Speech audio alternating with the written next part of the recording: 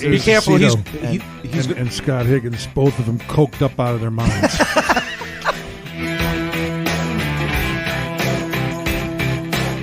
Listen to you.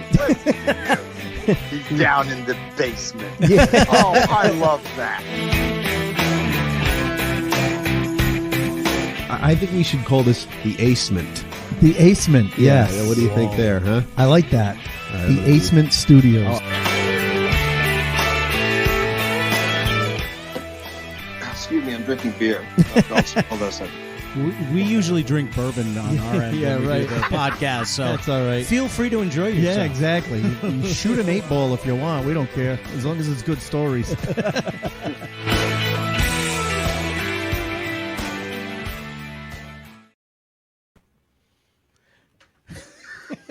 Through me. I was getting all staged and ready to go, and the curveball comes. But anyway, you do that to me all the time. Yeah, you got me. You It's got a me, train bud. wreck already. Yeah. It is. Yeah. I love it. And it wouldn't be behind the funny if it wasn't a train wreck. Absolutely. This is the way comedy always was, driving an hour and a half on a Thursday night to work a basement. For no money. Welcome.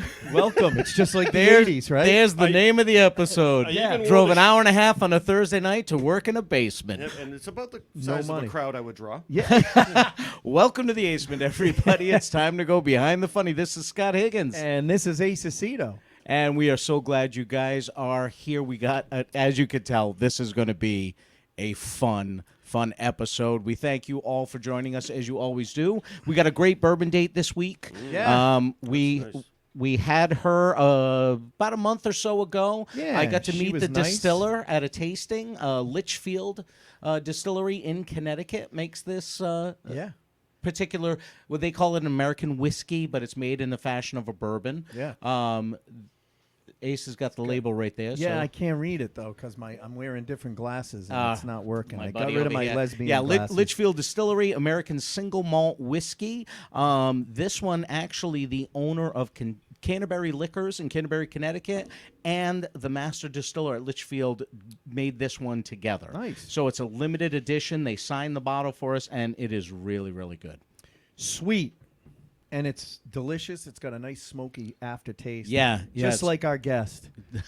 A nice smoky aftertaste. I'll take your word for it on that one, buddy. No, you know what's he funny? knows. Oh, he knows. How do you think I got this We gig? haven't worked together in years. Probably over 20 years. Right. Probably over 20 And years. I don't know what I don't know if I saw a post of yours on Facebook. I'm like, holy shit, how come we haven't had him on?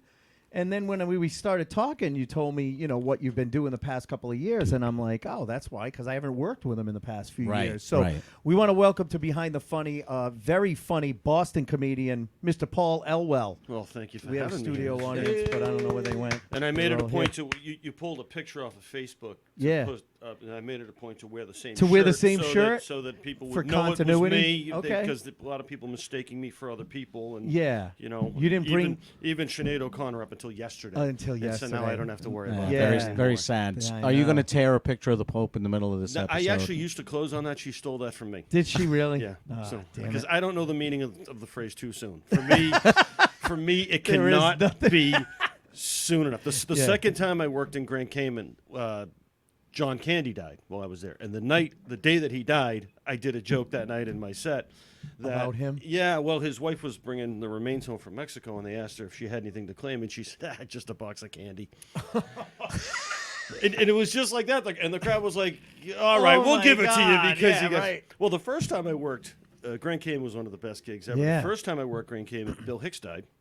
Yeah. And then the second time I worked Grand Cayman, John Candy died. Jeez. And then I'm going down there to work the third time. Stop and I'm going to like, Grand Cayman. You're well, killing all the you- comedians.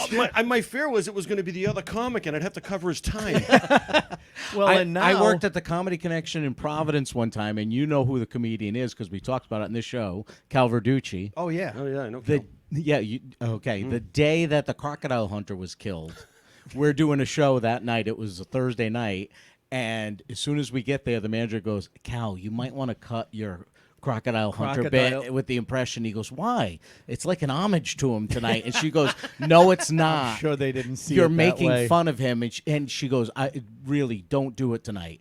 And Cal, whenever you tell him not to do something, he's probably going He's to gonna open do with it. it. Never mind do Right. it. You Yeah. have to. That's what we do. And he did it, and she pulled him off stage without finishing his set. Oh, come. That's what we do. I know. I know. You know who was the best at that? Was Gilbert. Right. Oh, God, yeah. yeah. Gilbert would have a joke about somebody before they hit the floor. Oh my God! Well, the whole reason why he got fired from the Affleck Affleck. thing was because of the tsunami Yeah. and his joke.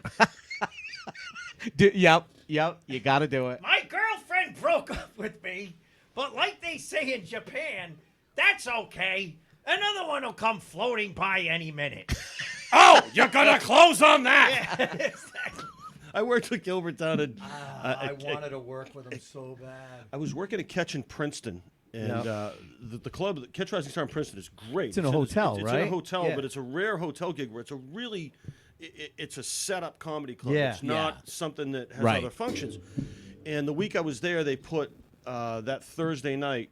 Gilbert was coming in, so it was me and Bo Smithson, and I forget who the opener was, but they had so the Thursday night the club was closed. They had him in the grand ballroom, Gilbert, and they had me open for him. Yep. But they said, well, we're all going to get paid anyway, so we're going to have you open for Gilbert. And I had never met him. Yeah. And he was so nice. Well, I had to do my set and do his And then intro, his intro. Right. and his outro. I had to go back up afterwards and say, hey, thanks for coming. You know, Catch is Right. open 7 nights a week and all that. So and if you've ever seen Gilbert, you know that there's like 10% of the audience that just doesn't get him. Right. They're right. staring at him. And you're like- wondering why they yeah. came to see him So- if they didn't get him. Right. They think, oh, it's the cute parrot from Aladdin. So I go up to do the outro, and it's a big stage, and he gets about halfway off the stage, and I'm just starting the hey, thank you. He goes, say my name, tell them who I was, and I can As if anyone had no idea. And there's a guy in the front row. There were two people side by side at separate tables. The guy on the right, I honestly thought was going to die. I thought this guy Really? was gasping for air, and the guy at the other table looked like he was waiting for a bus. Isn't it? He's looking like He what- was so like, polarizing. What did I do tonight? Right. Why am I here? But Gilbert was great. Gilbert, after the show, I thought he left because he was going back into New York. I was at the hotel bar. Yeah. And then the next thing, he came up and tapped me on the shoulder. He goes, hey, I really want. If you've ever met him, he's very soft-spoken. I never He's very got to quiet. meet him. That's when it's off Yeah. stage, very Yeah. quiet. And he said, how come I haven't seen you Catch in the City? And the booker then, Lucian Holt, I said, well, I'm having Lucian, trouble getting yeah, him on yeah. the phone. And he says, I'll make a call. Oh, wow. The next week, I got a call from Lucian because Gilbert says I need to see you. So Wow. yeah, he followed through on it, which was great. Which is, That's amazing. Sometimes you hear something like that, and you're like, Yeah, and okay, how is is that it just really going to happen? Yeah, no, he was Wow. great. Yeah, that was a real thrill working with You him. know, and sometimes you hear stories like, don't meet your heroes, don't meet these Exactly. and you hear stories like that, and those are the stories that you like to hear. Yeah. My favorite thing by him is, remember that documentary thing, The Aristocrats?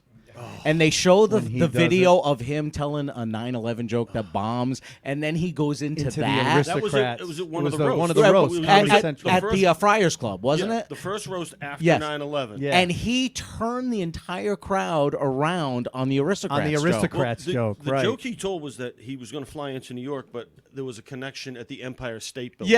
Yes. And And- the crowd completely turned They- on him, and then he just launched into these. The The Aristocrats. Aristocrats, Yeah. and he tells a heinous version of Oh. it. And by the end of it, everyone's dying Right. in the room. Yeah. Everybody's falling apart. Well, he was completely fearless. Yeah, that's the thing. completely He didn't fearless. care. He built his reputation on not caring about whether he was going to offend anyone or. But like you said, I watched his the documentary on him, Gilbert. Yeah. And he was just he was an uncomfortable guy, but nice. That was his comfort zone. Was Yeah. the that was his only comfort zone was the stage. Right. Or all Yeah, the 'cause times like he's- Stern had him on. When Stern had him on, he was always. Oh, yeah. Well, there are certain guys that are like that. I got he did Dracula. Listen to them, children of the night. I got to work with Jim Norton, Yeah. and I was a fan because I listened to Opie and Anthony all the time. Did you? Yeah, that Do ya? story. Okay. But we're in the green room, and he was very nice, but he's not the onstage person that he was as far as over the top and in your face and Right. aggressive. In the back, he was much Well- more quiet and soft spoken and everything like that. And you're like, is this the Jimmy Norton I hear on the radio every day? No, Yeah. it wasn't the same guy. Well, and that's So I never got to work with Gilbert.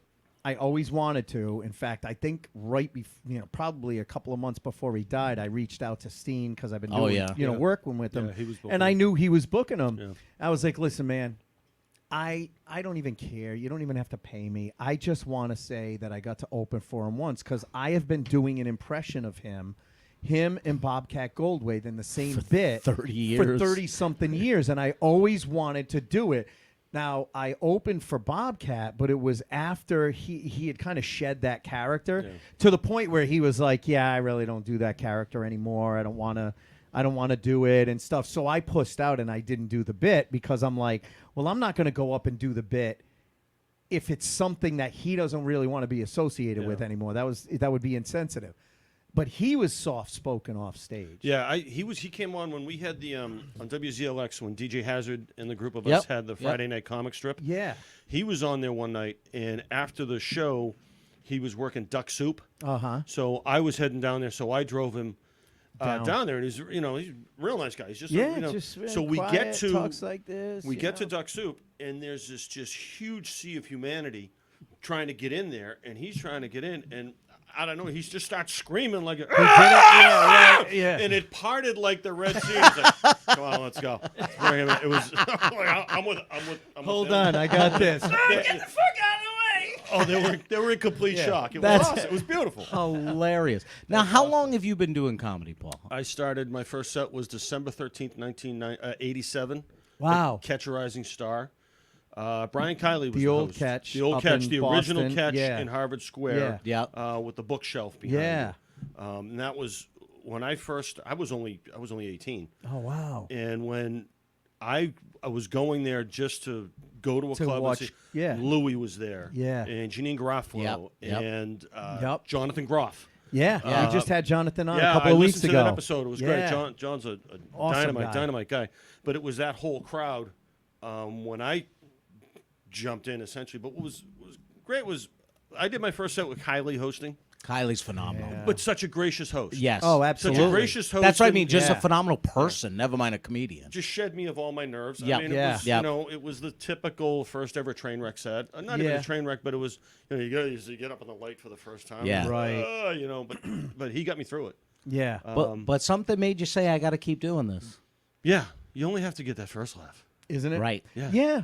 But you know what? That's the difference between a comic and someone who just tries it. Bucket list Because person. how many people, when you started, how many people were doing it That and are still calling doing it. themselves comics that don't well- do it anymore? Well, some people did, and some people, there Yeah. was so many rooms that they needed bodies. They Back needed then. anybody that would take the stage. Oh, yeah, back in those. When I met my wife was a comic. Yeah. My wife Kaylee Hires, and when I met her, she had taken a comedy class to come out of her shell. She was very shy. Yeah. and to do it that way, and she had the same thing. Her first experience, the first time you get laughter. Well, our son does it. He Really? started stand up at 9. Holy Get crap. out. Yeah, he was at St. Brendan's. He did it in his talent show in the school. He says, "Oh, I want to do comedy like you and Mommy. That's what I want to do." And so I wrote him his first joke, Yep. and I taught him how to deliver it. And he was 9 years old, so I think it was second grade. So he goes, he had Kevin Meaney always had a bow tie. Yeah. My son He loved did his the bow ties. tie. But the joke I wrote for him, and when he had to do it in front of the whole, the parents and the teachers when the whole thing that night, he says, "Ladies and gentlemen, it's really great to be here in front of you grown-ups tonight because last week I was up in the 6th grade, and let me tell you, some of those kids still can't color inside the lines." And he, That's deli- great. he He delivered delivered it the he way you wanted nailed it. it. Coached him through it, and he nailed it. Yep. And after that, he was hooked. He got through it. And some jokes he wrote himself. He wrote Yeah. a great knock-knock joke. Knock, knock. Who's there? Old man. Old man who? Why did I knock on your door again? Written by a 9-year-old. That's good for a actually- 9-year-old. that's a good right. joke. Oh, my God. He's done we've done charity stuff at Laugh Boston. We were up at Giggles. Yep. Giggle. My son's the youngest performer in the history of the Boston Comedy Festival. Is he really? At That is 11, he so opened. cool. Oh, At shit. 11, he opened for Mike Bent. Get out. Oh, Yeah, and then with the charity show we did at Giggles, he was 12, and I gave him his opening line, and I said, just go up and just pause on it. So I'm single. And he got laughed. oh And yeah. he's so good. Yeah. He's so good. And my wife is too. My wife is Really? very quick-witted. Our house is so much fun because He's I can fearless. imagine. Yeah, yeah. I can't see a lot of kids that are willing to stand in front of people and Right. talk, never mind try to do jokes. That kid is fearless. Well, one of the shows that we did at Laugh Boston, Alonzo Bowden came down and did a set. He was working that week. And It Yeah. was for I had a dear friend who was paralyzed. He got paralyzed playing hockey with us, Yep. and we did shows for the Benecondi Foundation. yeah. And Alonzo was working that week, and he came down and did a set, and Cameron went and followed him. Wow. You know, and so we were in New York City, and we just happened to be going by Caroline's, and Alonzo Bowden's sign was Picture up. was I got up. a picture of Cameron with the sign. He's like, "Can I go in and do a set? Can we get into a set?" Yeah, so Wow. yeah, That it's is fun. fearless. Yeah, he's dynamite. Holy shit. That is awesome. Yeah, So where did you grow up? I grew up in South Boston. South Boston. Yeah, And I were am. you only child, other I'm siblings? the youngest of three.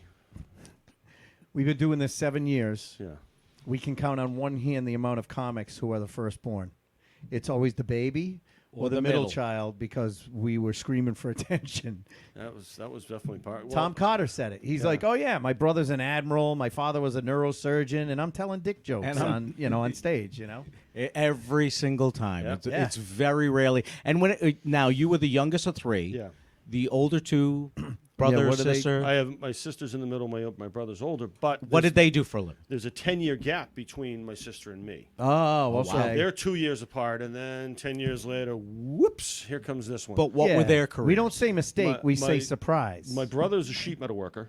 All right. Okay. Which I am as well. Are you? Yeah. That's and what you do during that's- the day? That's my primary union sheet metal worker. So Local he 17. he carried you. He helped me get in there anyway. Yeah, I mean, yeah, you know, I it's, know. it's Yeah. one of those all in who you know. And my sister worked for the electric company. She worked for Boston Edison, the same Oh, as wow. my father. So, and they're both retired. They're both retired. Good Yeah. pensions. Yeah. No shit. Well, that's one of the things, you know, when I did stand up for so long, full time, and you get to a certain point, and you're like, oh man, I got to fish or cut bait here. Right. Because if you don't, some of the guys that I started with who were just Joe Rogan. We started. Right. We Yeah. started a couple Yeah. months apart. Yeah. Tom Cotter, Greg Fitzsimmons. Yeah. Yep. Anthony Clark had just come onto the scene. Yeah. And we had a lot of we had Todd Parker when he was on with Bill Burr was talking about the class that we had because we started Yeah. a lot, and we had the late Tommy Dunham. Yeah. And, Yes. you know, Yeah. God, he was one of the first guys I worked with when I Yeah. started. you want He to used talk to about book, yeah. fearless. Yeah. Yeah. We were at Nick's Comedy Stop one night. It was a weeknight. It was a showcase night. I think it might have been Noxie's night. Yep. And this was when Margot Adams had just come out as Wade Boggs' mistress. Yep. Yep. And the whole thing came out, and she was in town making a spectacle of herself. Yep. Well, she come into Nick's, and we're like, oh, we're not giving her any right. attention. This is, Yeah. we're not Yeah. giving her what she wants. So everybody had ignored her until Dunham got up there. And he looks at her and he says, hey, look, it's Margot Adams. What are you in town posing for the Third Harbor Tunnel? Just Wow. brought the house. He was that fearless. It was great. Yeah. Yeah, those were good times. So I get in just I mean the boom was cresting, Yeah.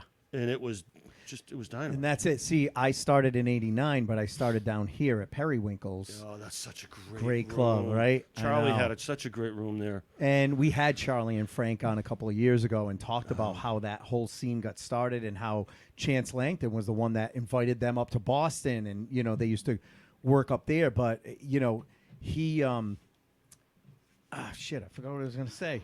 But I was going to say back then I used to go to Periwinkles. comedy shows like 2, Right. 3 times a month on the weekends. I didn't have the courage to try it yet. I was Well- writing what I thought were jokes. I didn't know if I knew how to write because I watched specials and I was a student of it. Yeah. But I didn't have the guts. But I would go and I would watch shows and I didn't know who the people were on stage Right. because they weren't. I saw Nick DiPaolo before I knew who Nick DiPaolo was. I saw Was, Joe Rogan right. before I knew who Joe Rogan was. I saw Charlie Hall, I realized, before I Well- became friends with him and stuff like that. And I would study this stuff, and I would go home after I'd watch these shows on the weekend. I'm like, oh my God, these guys are fantastic. And I would just kind of keep a notebook of ideas that I had until I finally got the courage to go out there and try it. Well, and that's what I was going to say. I started in '89, but How old were Charlie, you? I was 21. Okay. But Charlie had told me, he said, listen, you hear about these guys going up to Boston because again, who was down at Periwinkle's at that time in '89? Fitzsimmons, Rogan, Cotter, Ducharme, Tommy Morin, Cato and Morin. Cato and Morin, I mean, those were guys that were, and they were going to Boston. And Charlie said, look, get good here. Spend a couple of years getting good here before you go to Boston, so you set yourself apart. Because Boston's was And quite Boston an arena. was, exactly. And I'm glad that I did, but I missed some of it. See, nobody But told I me was that. glad. But I was glad because by the time I did go there, I had gotten hooked in with the connection. And these were the days where if you worked the connection, you didn't get to work Nick's. If you worked Nick's, you didn't get to work here. And so I was a connection guy. Yeah. But I got to work with people. Well, those guys were all coming down to the connection. Right. It seemed like every time I worked, I was with Mike McDonald. Yeah, Every time I came it was down. Mike McDonald, Well, and Mike we've Donovan, talked about yeah. that before. Certain Back people then, I worked with all the time. Yeah. And then other people, like I think I've worked with Gavin once. I hosted a show that Gavin was on. I worked with Sweeney twice, but I've worked with DJ Hazard a million times, Mike McDonald a million times, Donovan a million times. Like it just happened that there were certain people you got to work with all now, the time. Back in the day, wasn't the Boston booker also booking Providence? Because when Back then, yeah. when I started, Yeah, Um, that's how I got up to Cal Boston. Verducci helped me get into clubs. Oliver was booking all the connection rooms at that time, right? No, it was No. when I started. Or was it Dana? No, it was even before then. Dana was managing was- Providence, but Boston was booking. Boston was booking, Right. and when I started in Boston, it was John Hostler. John Hostler was booking. Then after John left, Joey Sandegate was Joey booking. Sandegate That was is who I at dealt Faneuil with. And then Hall, after- that was and not right, at the yeah. Charles. Oh, Right. No, okay. yeah, I had come in after they had moved to Oh, Faneuil okay. Hall. All right. Because again, remember, even though I started in '89, I didn't start going up to Boston until like '92, '93. Yeah, Because see, by then Oliver had left and gone to Portland. Oliver Right. had started Right. Portland, and I got there through Ed the Machine Regime. Oh, Ed is yeah, awesome. we had him on a couple of times. His book is great. His book Yeah. is Oh, Yeah. So Eddie would take me. That's the only time I got to play giggles was opening for Eddie, and then I would get to open for Eddie up in Portland, and then Oliver got to know me, and I started getting. Now, booked did there. did Eddie bring you in as his opener, or did Mike book you, or did he just have Eddie bring his he own talked. opener? Like Eddie would say, "Hey, I got a kid that opens for me. Can I bring him up?" And that's how I got it. See, Mike Clark is one of the classiest guys. Yeah. When I never really worked giggles, and I tried it, and Mike said, "Listen, I just don't feel you're right for my room." Yeah. Which he worked me in all his one-nighters, all his other Really? rooms, and I did occasional Just churn. not giggles. But he told me, Yeah. you'd send tapes out to places and whatnot, and Right. they'd pull you around and dick you around, and they're going, "Oh, this." But and at that," least he and- said it. and I was Yeah. like, "Great, it's okay to say no." Right. That's- And he was like that's that the with way- And, And he's still to this Mike is one of the classiest. He was like people. that And with, you know- with me. Yep. He said, you talk about Rhode Island a lot. And I'm like, yeah, Mike, but, when the Boston guys are in Rhode Island, they talk about Boston. No one, but I get it. In his mind, I wasn't right for his room. Yeah. But he was one of the first fucking people that when I started that stupid COVID cooking show. cooking show during COVID. We weren't friends on Facebook at that point. When COVID hit, I was like, I got bored one night. I was like, when we went into like the 2-week shutdown, I was like, well, I've watched everything on every streaming service. I guess I'll start cooking. And one of my friends was like, you should do a Facebook Live and do a cooking thing. And so I did, and it turned into an actual cooking show to the point where Chris McGuire, who has actually produced cooking shows with Snoop Dogg and Martha Stewart, we did that. he goes, dude, when did you become a chef? I had an hour-long conversation with him the night before he was on the show, and I'm like, no, I'm not a chef. My neighbor across the street used to be a chef and let me borrow his chef coat, and I cooked in my kitchen on that camera, and that was it. I just turned it into a cooking show. But Mike Clark used to watch it all the time and go Chef Aceto, and You know, I like Mike, You talk you about know? Mike. I did an audition for him years ago, and he said, "I don't think you're ready for this room yet." Yeah. And I that's- was that's like, what okay. You want to hear. And a week later, literally a week later, he reached out to me and he goes, "Hey, are you available to do a show with Johnny Peasy at this place?" And I'm like, "I thought I wasn't ready for your room." He goes, "Not for giggles. This is a fundraiser he somewhere knows else." his room. Well, Mike, And I have so much respect for that because it's not a personal thing. Right. You're No. just not ready for this room, No. but you're Well, you're I not can right use it for this at room. other Right. stuff. Yeah. One of the classiest thing he ever did, you know what, to him was just natural because the way that he is. Yeah. When Knicks had trouble with there was some booker they had to fire. Mm-hmm. When they had, at that time, they had like 4 rooms. And they had Boston, Framingham, Randolph, Yeah. and Saugus. And Didn't they have it was some. Brockton? It might have been in Brockton, they had too. one in Oh, the Brockton, Maui. yeah. The Maui. The Maui Yeah. and Brockton. And the booker, whatever happened, something bad went down Yeah. in the office, and they canned him, and they had nobody to book. And Mike took over. Mike took over booking, for a while. Booking Yeah, I remember Knicks's that. rooms. Yeah. And I had that moment of, oh God, how's this going to go? And about a week later, because I had a regular rotation in all those rooms. Yeah. And a week later or so, he says, I get a call from him. He says, "Paul, I need to do your next bookings. Let's get you." I was like, Yeah. And it was because It's just well, he's and one of the that's classiest why, guys, and that's why his club has lasted 30 years. Yes. because he knows his audience. Because I mean, you'll sit there and you'll go, "All right, Lenny is literally there every 3 weeks." Certain guys are there all the time, but you know what? The fucking place sells out every time. It's packed, so he knows his crowd. You mentioned we talk about Brockton. The first time I did Brockton, Patty Ross was the headliner, and it was a rough night. Which that place could be a Yeah, rough it could be. room. Yeah, Well, oh, plus Brockton, they yeah. bust the tables Yep. right beside the stage. Right. Yeah. And the crowd was being rough, and Patty first she walks one table.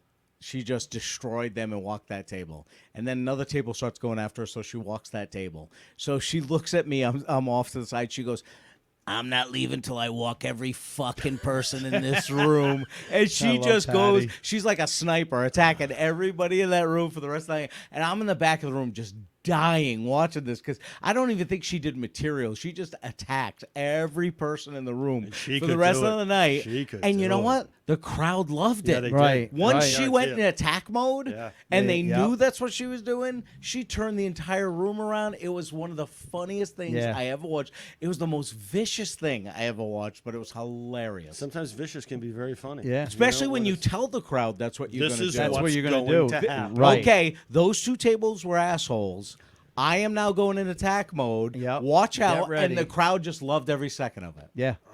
I just, that popped into my head that So, I'll never forget that. It's funny because you just we usually ask people like, "Hey, what are some wow moments?" and you literally just named like 5. Oh, But for you, yeah. you were just talking stories. But for you personally, what were some wow moments in your career? Like people you got to 'Cause work with, you've had or quite a long career, which is pretty impressive. It was great that I got to work. Well, you know what was a wow moment was, like I was saying with Mike and booking and how you got to chase a booker. Like when you're Right. chasing, when there were rooms in Syracuse and Rochester, how you chase rooms to get work and Yeah. sending out tapes after Right. tapes and all that.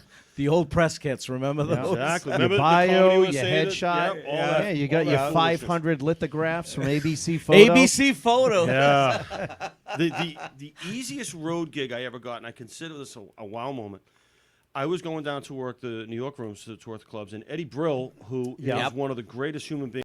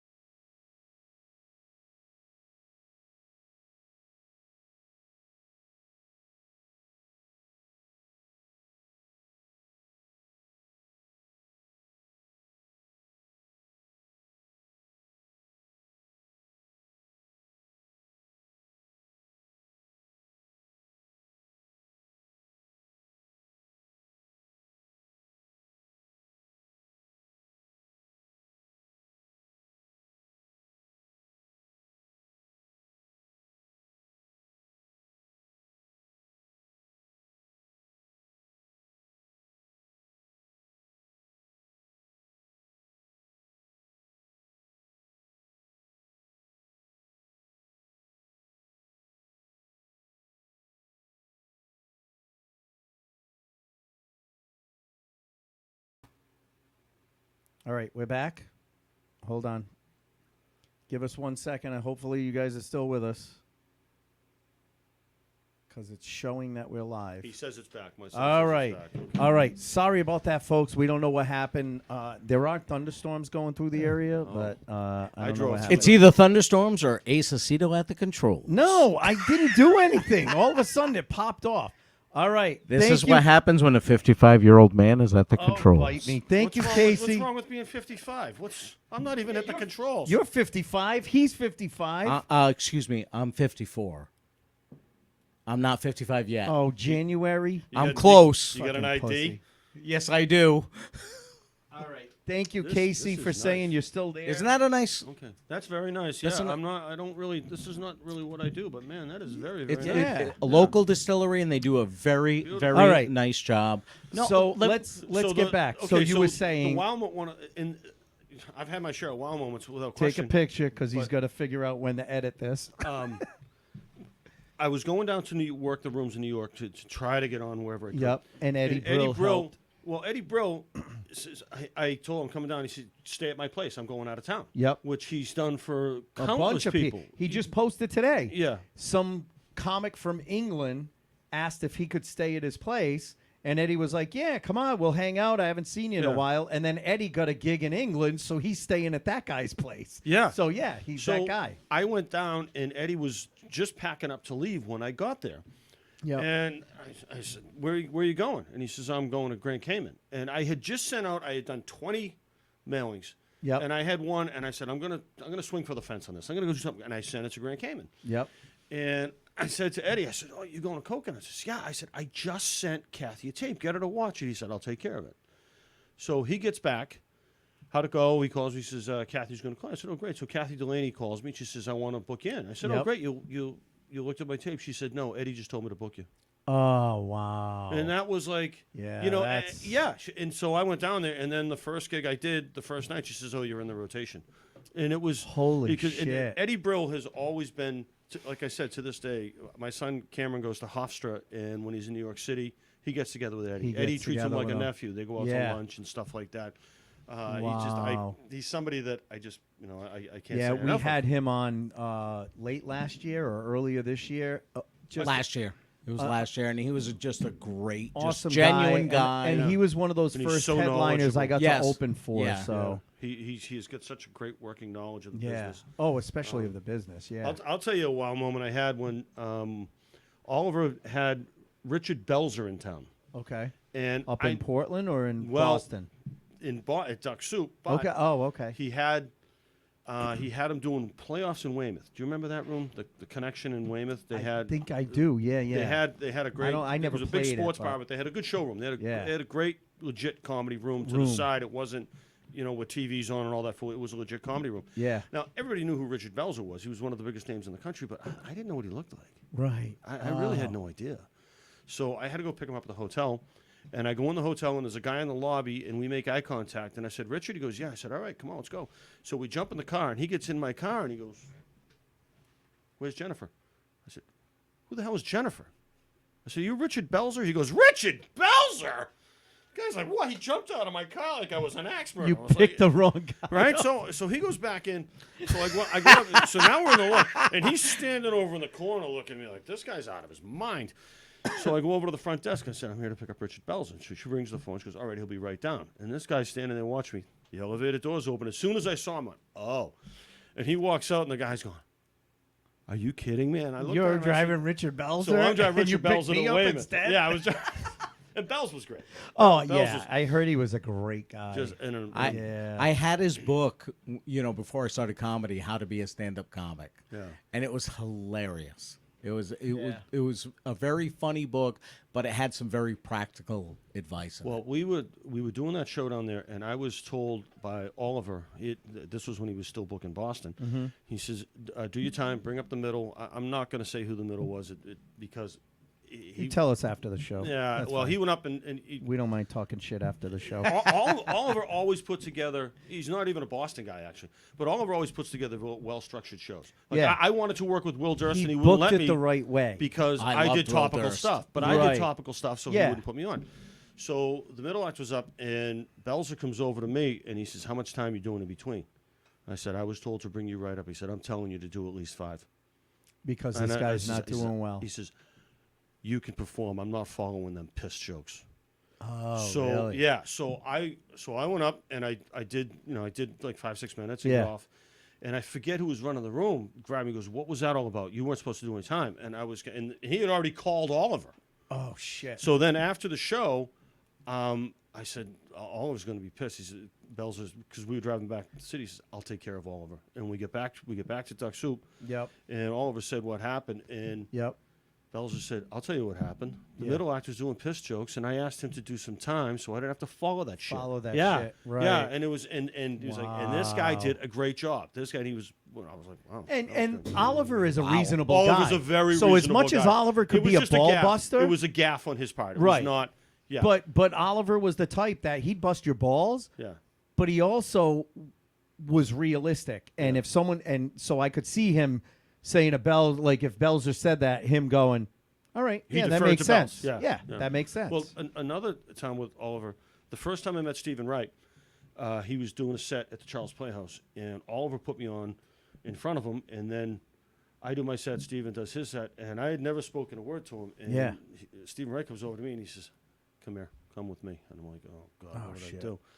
So he looks at Oliver, and he looks at me, and he says, "I want him," pointing at me. I was like, "All right."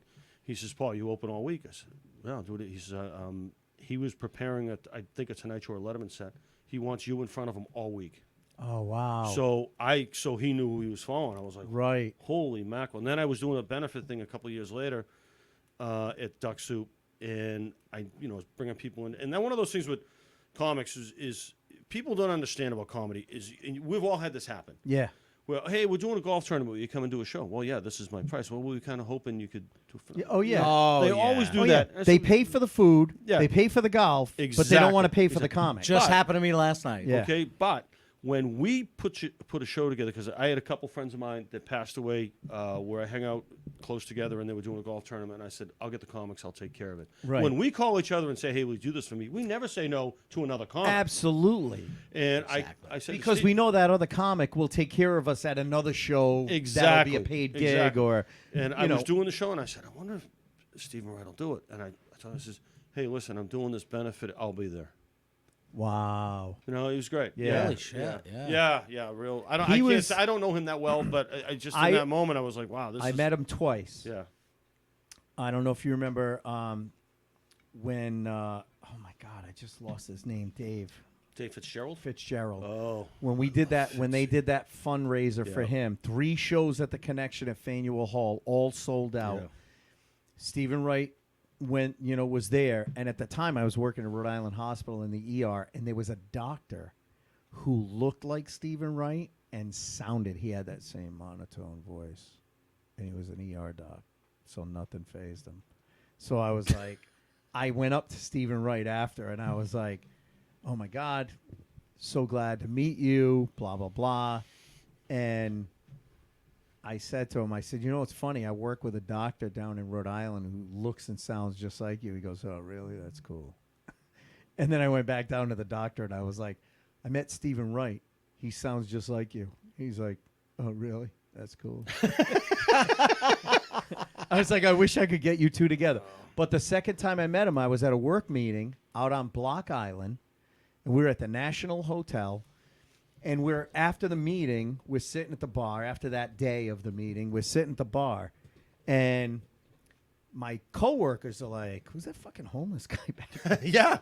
Well, They're like, "Who's that homeless guy back there? He's just watching the Red Sox. He's got bushy hair. He's wearing a baseball cap." I go, "That's fucking Stephen Wright."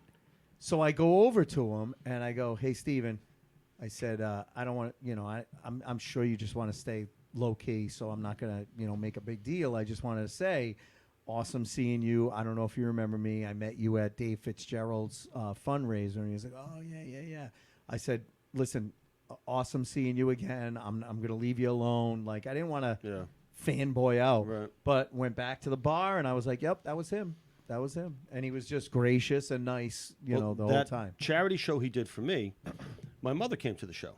and it was the first and actually only time she had ever come to a show. Yep. And my mother had. I always tell people there are basically three senses of humor. There are people that have one, people that don't have one. But then there's this third group of people that Certain things make them laugh, but other things don't. They may or may not have a sense of humor. But my mother didn't get jokes. She had a sharp tongue. She had a sharp wit. Right. But a structured joke, she'd be like, oh, "What does that mean?" I know Right. exactly what And you're so- talking Yeah. about. Stephen Wright, I bring up Stephen Wright, and the place goes crazy, and I'm watching my mother from the side over by the bar, and she's just looking around. And Why- the next why are morning, people she's laughing? like, "Why were people laughing at that guy with the crazy hair? Right. You could barely hear him," and I couldn't explain it to her. Right. Yeah. But you know, the thing is, so a couple of years ago, a buddy of ours, Tom Stewart, who's a local comic, he had tickets to the Cape Cod Melody tent, and Stephen Wright was playing. And I'm like, it was the first time I had ever seen him do like an hour. And it was, thank God, he did some stuff where he played the guitar and stuff to mix it up, because a full hour of setup, punchline, setup, punchline, setup, punchline, I thought it got tiring after a while. But I liked when he switched it up and did the guitar and started singing songs. A lot of people don't know that he'll do that. Right. Yeah, Yeah. yeah, that's- And I thought that brought a lot to his show Yeah. because, you know, if it was just all these one-liner jokes, because when someone tells a story, you can kind of fade in and out of the story and still get the punchline Right. at the end. But when someone is constantly telling setup, punchline, you're like, I gotta fucking pay attention this whole time. Yeah, yeah. You I'm, know, I I'm on can't call. zone For out. I'm on call for this fire. Right, Yeah. exactly. Yeah. When I was in college at Central Connecticut, he was, during the spring fling weekend, he was the entertainment Yep. in the theater. And I'll never forget, because I had to go see him. Yeah. Because you had seen him on The Tonight Show. Right. All And these everything other like that, places. and all these other places. And he comes out and he's doing his material. And the next thing you know, he just starts talking about the school. And he climbs down from the stage and he's down in the pit where, you know, all the musicians would play. Yeah. And he's opening doors. Just checking And he shit starts out. talking about how he found the dean with a young girl and stuff like that. And it was it's not what It's you not what saw people him would do have on expected. TV and what people Yeah, right. expected. And I was Because it dying showed that he's laughing. funny beyond his material. Yeah. Right. And I was dying laughing, but not everybody in the crowd was, because Got they it. were expecting to see the guy that was Right. on the Tonight Show and everything like that, because that's what people expect when they go to shows. Just like when Bob Saget would talk all the time when he first was on Full House, and he first would do stand up, and people would be in the Bring their audience with their kids. Yeah, right. Thinking that he was going to do the family-friendly shit. Same type of thing. You Yeah. see this, you picture this person that you think they are, and then you go see their That stand up. used to It's two happen very at, different things. Danny Bonaducci too. Yes, people would do same the same thing. thing with him. Bring Yeah. him. Oh, really? Yeah. Because Yep. they thought he was just going to do Partridge Family stories and Yeah. shit like that. Yep. One of the really great. I mean, when I get in, one of the great things that I got to see were some of the guys that came along, Yeah. like Bill Burr. Yep. And Patrice. I was just, Patrice too is I another. love Patrice. I have such a great a two-part Patrice story. Talk about Yeah. fearless. him and I. Oh, this is amazing. No Well, one was more fearless. we than did him. back-to-back one-nighters. I think they were Paul Wayne gigs. I forget. Oh, But they were yeah. good. Yep. Yep. Oh, Wayne. And the first one was. So you got what, $10 to do? $10. No, I put- Yeah. when I was- 15?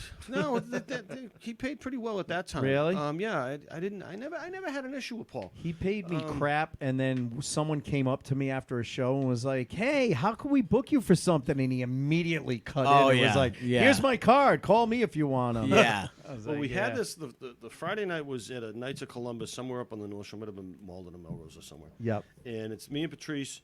Patrice is middling. I'm closing.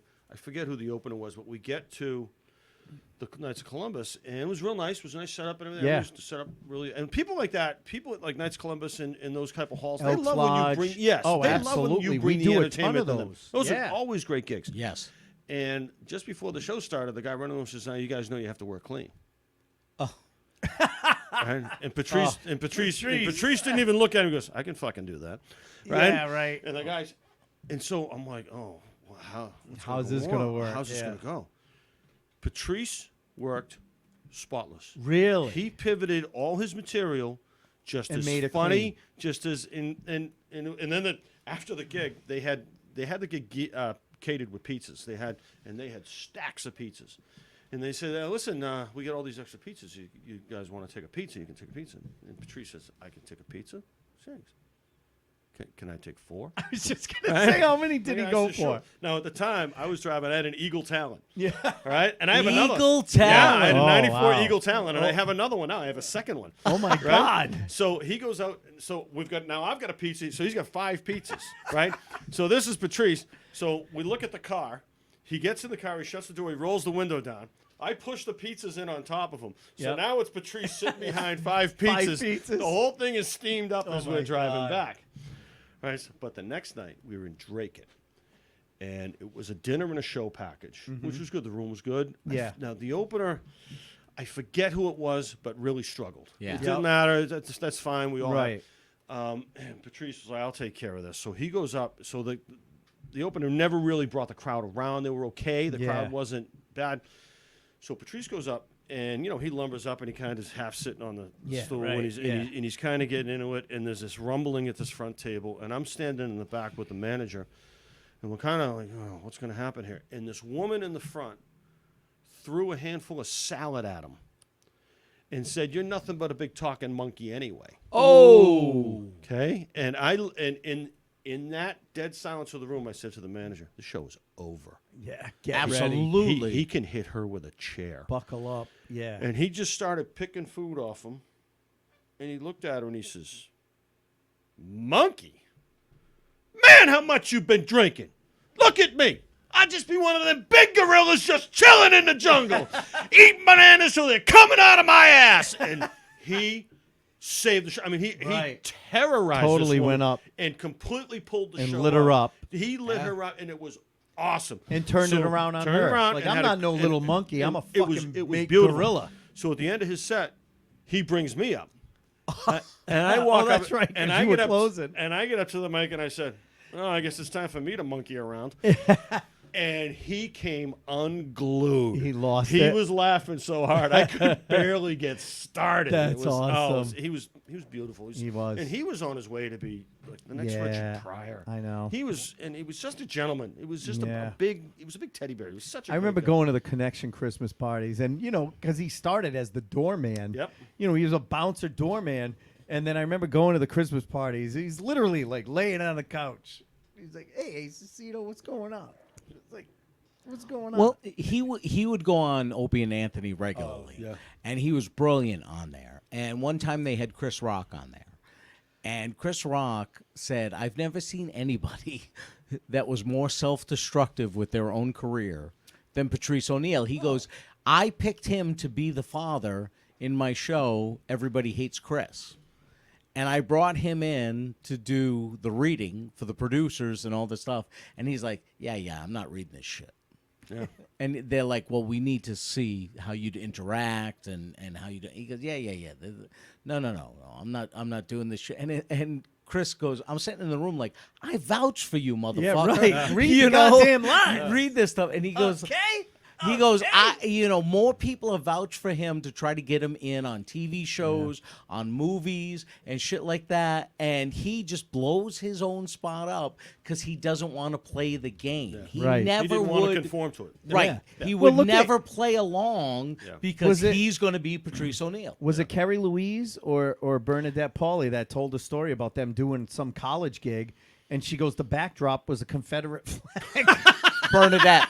It was Bernadette Pauly. She goes, and he wasn't going to hold back. Then these, what was it, Asian American women got up and started walking away, Yes. and he started saying how flat their asses were. Yes. Like, he didn't give a fuck, He just didn't care. But you're right. I love that class that came up of Patrice, of Bill. It's funny because when my son got accepted, he got accepted to Johnson and Wales for culinary arts, and I posted a picture of him and said, that he had gotten accepted, and I don't know if Bill does anything with his own Facebook page or if it's his people, but why the fuck would Bill Burr's people like my post? We're friends on Facebook. Yeah. No, Bill does it all. He liked Yeah, he liked does it that post about my son. When I showed my son, that meant the world to him. Yeah. That Bill Burr liked the fact that he was going to Johnson Wales. And what I love about Bill is he has carved out this niche where he says what a lot of fucking people want to say, Yeah. but most of us can't articulate it in the same way. Well, that's what where he. you can't argue with him. How does anyone argue with what he's saying? Because he does it in such a common sense fucking Well, way. that's what he does so well. Is he Right. says it in the offensive way that would offend people, and then he brings it around Yeah. in a common sense way. And then I was listening to when you guys had Eddie Brill on, and he was Yeah. talking about Eddie and Louie, and they said, Yeah. and Right. Louie told him, he says, you can do that, but in the end, it has to bite you in the ass. Yeah. At the you end, have it- to make yourself the butt of the Yes, joke. for it to work. And that was when- that's what Bill does. Yes. Right. Yeah, he when does it very and well. and Yeah. honestly, we joke on this show because my act, I could do an hour and a half. I don't have one goddamn callback. I can't. I do it on the show all the time. I call back on stuff. He but is- I don't do it in my act for some reason. Ace is brilliant on callbacks on the podcast. Can't I write a can't single write a fucking one for his act. No. But what I love about Bill's special Paper Tiger, with the one he did over in Europe, over in England? Oh, is he literally did this joke at the beginning about his wife not understanding where his anger comes from. And then he goes through and weaves this story about where all his anger comes from and ends it on the best fucking callback. He doesn't do the callback all throughout where, because some comics, they can overuse the callback. Yeah. He only does it that one time at the very end when he's like, and then here I am. I'm ready to blow my fucking top. And there's my wife going, I don't understand where this anger comes from. Bookended it perfectly. It was so perfect. I have such respect for Bill, and I'm honored at the fact that there were some showcase nights. Now, did we work together all the time? No. Can I say that I'm best friends with Bill Burr? No. But I got to work with him, and I'm proud of the fact that I got to be on some of the same shows and how much he has developed into such an amazing comic. He is he is today's George Carlin. I am pretty sure I'm the first person that took him on the road. Really? Yeah, it was, and he talked about this on his podcast with Todd Parker because they were talking about people that started out together. Yep. There's a gig in Old Forge, New York, that he used to do. I was working in Syracuse at Wise Guys, a great room. Yep. And I went back. I had to do radio. nice guys. I think I did that. Yeah, Bruno a long time Sciarippa. ago. Yeah. Great guy. Yes. Yep. Is that Steve Sciarippa's? No, I don't. I don't. No, to? not related. I don't think so. No. All right, A just lot wondering. of people think that because they're both in the business. In the business, yeah. And I get a call in my hotel room after I do the radio from some guy in Old Forge, New York, who just built his own comedy club, and he's wanted to book me up there. And I'm like, this is the screwiest thing I've ever heard in my life. So I quoted him a price that was a little higher than I said, oh, well, I'll see if I can get a little more. He says, all right, and I'll give you this much for an opener. So I went up there, and the gig was great. And I did it that year. And then the next year, it was the same deal over here. I says, what? I think I'll take Bill with me. Yeah. And we drove up there, and Bill just told the story. So we're driving up there. I got to know some of the people that lived up there. So we'd do the show Friday night, and then I go to a cookout at somebody's house. At someone's house on right? Saturday. And I said, I'm driving. I said, Bill, you ever go water skiing? He's like, oh. I said, we're going to go water skiing this weekend. He's like, what are you talking about? I says, no, we're going to go water skiing this weekend. So we get up there, and I do, in my set, I must have mentioned it about, I said, so who's taking us water skiing tomorrow? We're going water skiing. So the next day, one of the guys, that night, the guy says, I'll take the boat out tonight. You guys want to go tomorrow? And I know how to ski. And Bill God love him. Oh, he looked like a horse on skis going. And he was, but we went up and did it. Wow. And it's one of those. Now that's one of the stories because I'm not really doing it anymore. Yeah. And people that you were a comic, and you always get when you don't do it, and people are like, oh, I guess you're not funny, or you'd still be doing it. I said, well, Bill Burr used to open for me. Yeah. That Right. kind of- and what I the way I describe it to people is, listen, sincerely, Yeah. a lot of people play in the pros. Very few go to the Hall of Fame. Right. I played in the pros. I got a jersey to hang on the wall, and it was great. And I loved it. And I met my wife. I got my family out of it. And that's what we've talked about. Yeah, We it's both great. love I tell people all the time, I still get to do the same job that Bill Burr and Dane Cook do. Yep. I just don't do it in front of as many people at once, and I don't get paid the same. But I get to do the same job and get that same Well, the other- feedback. No, that's okay. You mentioned the pros, and that's a great analogy. Yeah, that's what it is. I've gone to minor league baseball games, and there are guys that play in those games that are as good as guys that are in the pros. Just their time never came. How many guys played with Tom Brady, and you'll never know their name? Exactly. How many guys Right. worked with Bill Burr and Joe Rogan and Dane? And Dane, My- and I- you you don't know them. My Yeah, daughter that's and I, us. when my youngest daughter, she's 23 now, but when she was 9, 10, 11 years old, we used to get season tickets to the Pawtucket Red Sox. Yeah. Go to all the games. We saw guys, I guarantee you, that could play on Major League Baseball, Yep. but they just didn't get their time. Yeah, their time. You know, and there are comedians. So- I've seen comedians, and you and I have talked about this all the time. There are guys from Boston, from other places. I'll put up against anybody. Oh, you look at like you mentioned him before, Kenny Rogerson. Kenny Rogerson. Gavin. He's as funny as Those anybody. guys should absolutely be fucking household They names. just didn't. They just didn't. Weren't in the right place at the right time. At the right to be, time. Jake Johansson. Yeah. Oh, Jake Yep. Johansson's One of the hilariously most funny. brilliant He's- New York he's comics one of the when most we first funniest guy in the started. world. Yep. yes. And that's Yeah. the thing. So let's talk about that because when I reached out to you, I was like, dude, I remember working with you, but it's been a really long time. What have you been doing? And so you said even before COVID, you had kind of cut back. I cut back to almost nothing. Yeah. I would do some charity sets, and I Yep. would compare it to just like playing pickup hockey. Yeah. I'll go out Yep. and go out and do 10 minutes, and you're not paying me to kill. Right. You know, and part of the fun of it was I'd go out to do like Annette Pollock had a couple nice little rooms. She had that Chinese restaurant down in Hanover. Yep. Or somewhere Okay. down there. Yeah, yeah. Right, and she had, and I'd say, hey, can I come down and do 10? She's like, oh, yeah, because Yeah, because she knew you could handle and it. I'd get right. in, and what was great was I'd get in there at 50 years old, and these guys are looking at, oh, look at this midlife crisis. Who's this Thinks he's gonna fucking do guy? comedy. Yeah, And not then- realizing. and then just Yeah, go, boom. Bill Burr opened for and me, have, you little and, prick. Yeah, that kind of shit. And Yeah. go, yeah, and just go and have fun with it. And have fun. Yeah. Yeah, because I don't. Well, you know what? It's funny. We had George Ham on a couple of months Yep. ago, Yep. or last Great guy. year. Awesome guy. Yeah. Had some issues, and now he's just starting to get back, but he doesn't have the confidence to go fully. And he's like, yeah, you know what? I would love to do something like, because he's an ex-Marine. So I told him, my brother's Marine unit does a fundraiser. I'd love to get you on. And I said, and if you don't want the pressure of closing the show, dude, I'll give you whatever you want, whatever time you want. Just have fun. That's all I want people to have, you know, if I'm booking a show with them. And So- that's because and you don't that's have what to you were chase the doing. money. You don't have to, Right. it's just, yeah, Well, okay, and that's the yeah. thing. It's funny. I remember, I won't mention names, but there was Bill a Downs? booker. Huh? No, we've mentioned that before. No, we didn't mention that. We're not going to mention that. No, We beat another that booker. name into the ground. Another booker who used to book a comedy. I won't say Kingdom, but it was similar. And he used to be like, well, Ace, you're not a real comic because you have a day job. And I'm like, I get up and make people laugh just as much as the guys who do this full time. He said And to me here's- one time that he's paying summer money, and I said, Oh, I said, but I'm still paying winter bills. Yeah, exactly. Yes, exactly. Sorry, And so I was like, really? And now that guy's no longer booking comedy. Half the comics that were full-time comics aren't doing it anymore. Yeah. And I'm still doing it 34 years later, but I have a really good day job. And I said to him, you know what the difference between me and them is? I'm not bugging you when you fuck me over for money a month later. I'm not asking you because I don't depend on this money for my mortgage.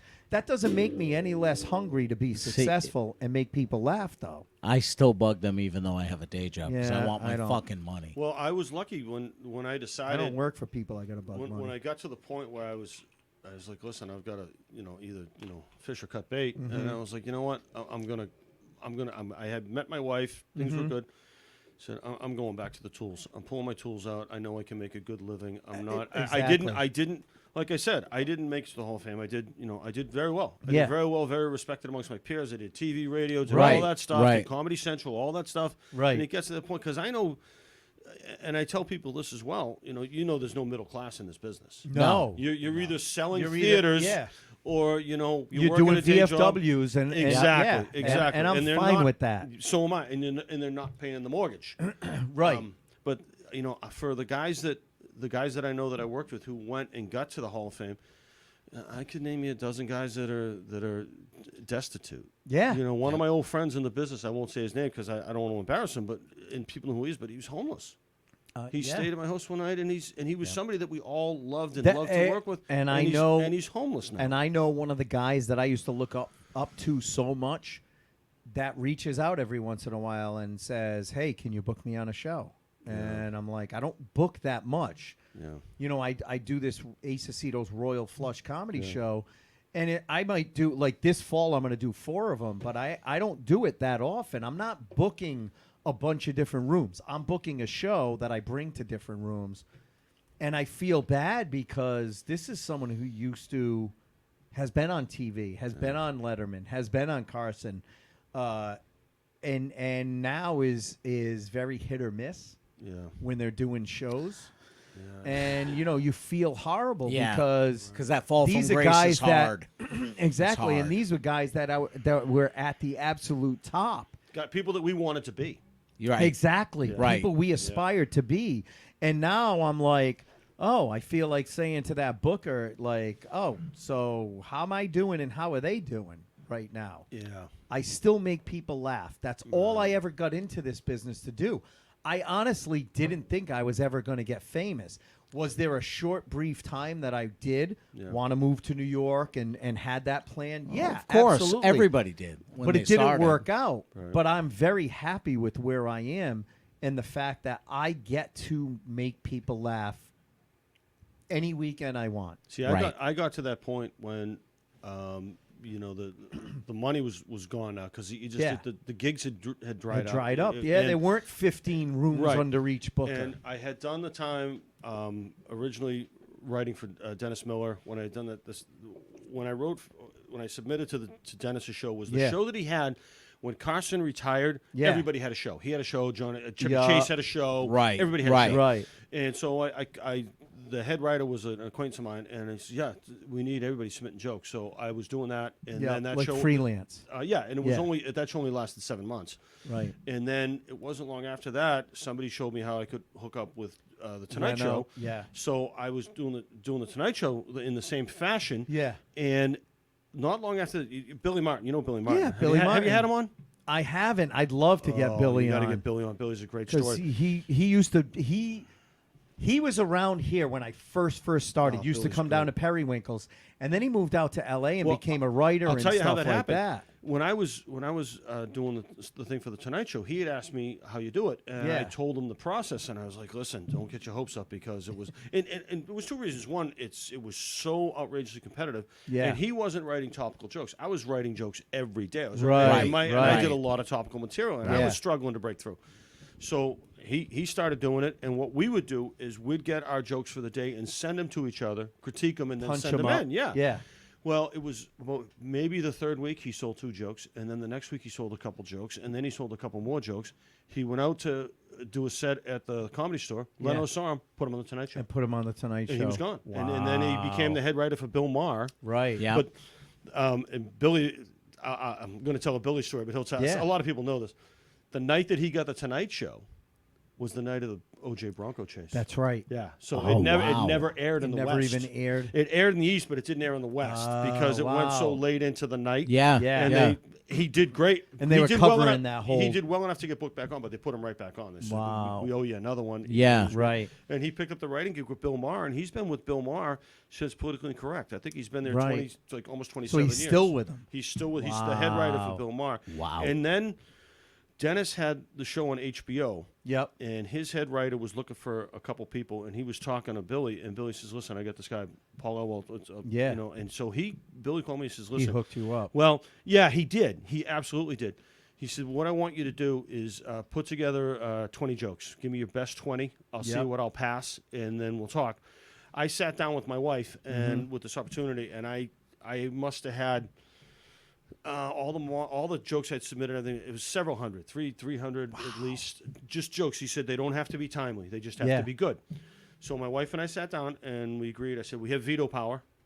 I said, either this joke is in or out. And there Yep. was one joke I didn't want to put in. And my wife said, no, that joke's in. I'm vetoing that. That one's in. Yep. And I sent him the 20 jokes, hoping he would pass like 5 of them. If Yep. I could get 25%, Yeah. I would have been That was through. a Yeah. success. Well, he passed 14 of them. Wow. And he said, all right, Paul, he says, get me another 20. We'll get this up to a 20-joke sheet, and I'll send it in. The joke that I rejected that she put in, he said was the best joke on the sheet. Really? It was at the time, he says, I can't believe they can't find Osama bin Laden. I mean, the guy's 6'8". He's got like 20 to 30 kids and hundreds of millions of dollars. He's not in Afghanistan. He's in the NBA. And Billy was like, the power of 3 on that joke, made that joke. Yeah. Right. Yeah. Yeah. So he sent that over to the head writer, Drake Sather at HBO for Dennis. Yeah, I remember Drake Yeah, Sather- and I Sather. talked to him, and he said, all right, Paul, here's the deal. We're going to put you on Yep. if we get picked up for the next season. Yep. The And show, they the didn't. show got canceled. Wow. Drake And- Sather was a comic Great on guy. Comedy Central. Yeah. Used to wear all black. And he was Yes. very dark. Yep. I remember him. He was out of Pittsburgh. Billy's out of Pittsburgh. Dennis is out of Pittsburgh. Oh, all right. So that's how that whole bond came through. And that Yeah. was when, because I was getting ready, my wife had said, listen, her brother lived out in California. I could go out there and couch surf. Yeah. I said, if I'm getting this, we're taking the shot at it. Yeah. And that's when I said, you know what? I'm burnt out. I'm burnt out. It's I wasn't. tough. Yeah, Yeah. I just said, you know, I didn't feel like I was lying to myself, and I was like, you Right. know what? I'm spent. Yeah. I'm just spent. Yeah. I still write all the Yeah. time, but like I said, I haven't done a show since pre-pandemic. Since pre-pandemic. And so now you told me, and we've had him on the show, Tom Hayes. Yes. How did you get hooked up with Tom and the Beantown Pals? Because I thought Tom originally started that with John. Oh shit, the kid that used to own. He used to own a club in with Tim. God damn it, Tim McIntyre. Tim McIntyre Oh yeah, and John. John. You know what I'm talking about? Because John used to literally have Beantown. John Lincoln. Lincoln. John Lincoln. He used to have Beantown Pals like dolls in his trunk. all our toys. Yeah, Right. yeah. Well, what happened was I saw Tom one day. I used to publish a newsletter, the Elwell Report, and I used to mail it out once a month all around to clubs in the industry and whatnot. And I Yep. actually had a couple of jokes stolen from it. Really? Yeah. One of them ended up on Bill Maher. Oh my Jeez. God. Yeah, and it was just I've had jokes stolen over the years, and I consider it a badge of honor. Yeah. You know, because Yeah, I you're could like, write another all right. joke. Whoever stole it couldn't write that first joke. Right. Right, You know? exactly. Good yeah. point. And Yeah, so- if they ever got hired off Yeah. that joke, Yeah, they're so- done. he had Tom had gotten copies of it, and I happened to be driving by his house, and he told me he had this idea, and he says Boston's never had a bean. Yeah. Beantown's never had a bean. Right. And I remember I'm sitting in my car going, oh shit, I missed another one. Yeah. And him and I got to talking, and I got on board. He had Yeah. a toy store on Newbury Street at the time. He had the toy line. Yep. And then from there, we ended up going through several different incarnations of animation. Yeah. And then we had an opportunity to meet with Rick Sigelco. Now, Rick, you don't know who he is, but you know what he did. Really? He made Thomas the Tank Engine as big as it is. Really? He didn't create it, but the woman who did was getting ready to sell it for peanuts, and Yep. he told her, don't cash that check. And he turned that into that. So we had a chance meeting with him Oh, wow. in New York, and we were given 15 minutes to pitch to him. And it was a disaster. The guy we had as a CEO, he had a PowerPoint presentation, and the computer failed, and there were issues with that. And I was sitting next to Rick. I had just met him. This is like having a know that sci-fi feeling. project, and I'm Yeah. sitting next to Lucas. You know, I Yeah. got a children's property. I'm sitting next to Thomas the Tank Engine. Right, right. So I turned to him with my laptop. I had it open, and I basically gave him the presentation. We had 15 minutes to talk to him. An hour and a half later, he wanted to come work for us. Wow. So he transformed it into what it is now. We have 15 CDs with stories to do 150 books, Wow. animation. We have animation. We're currently talking to some investors. We've been on the hook with a couple of big names. Disney knows we're around. yeah, really? Yeah, Oh, we've talked to wow. them. ABC, Nickelodeon. Yeah, We 'cause- came very close to a deal with Nickelodeon. Wow. But Because we haven't had Tom on in a couple of years. He was on a few 2 years ago, yeah. Yeah. Well, what happened was we were told we did it backwards. Well, I shouldn't say we. Tom created it, but as Yeah. we put it together, we had the toy line before we had a storyline. Before you Yeah. had the story, Yeah. right? Yes, and he said- Most times it's a story, and then you and create then the you toy create line out from to that. bring more people Right. in, right? So, and then Rick changed up the characters in the storyline. And what happened in the meeting was Rick told us what we were doing wrong. Yep. And after the meeting, we headed out, and Rick went with the other people and says, those guys are the creators? He says, I've never seen people, when I've given them my advice and told them what I think they're doing wrong, they will pound the table and say, no, I created it, and this is what it's going to be.